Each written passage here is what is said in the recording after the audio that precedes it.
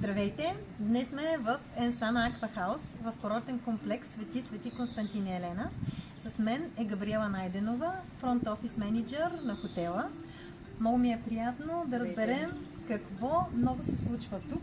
Отскоро сте под бранда Ensana. Какво промени това концепцията на хотела и какво ново могат да очакват вашите гости? Ensana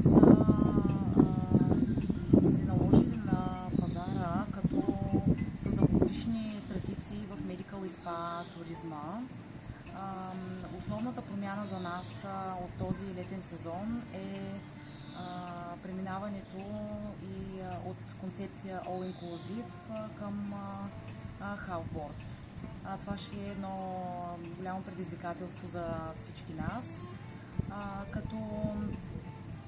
Как ще се справите с тази нова концепция, с така крещящия проблем, липса на квалифициран персонал? Със сигурност бранда и хотела са много висок клас и мисля, че не ви е чак толкова трудно да намерите наистина подбрани кадри. Ние ги виждаме в хотела, така че поздравления, но все пак на какво друго разчитате?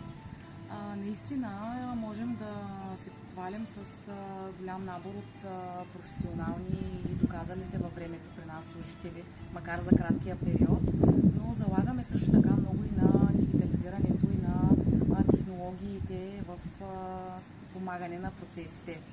Искаме да пожелаем наистина успешен, хубав сезон. Вече във Варна и наоколо е топло и на всеки му замирисва на море. Така че успешен сезон. Благодаря ви и аз. Благодаря.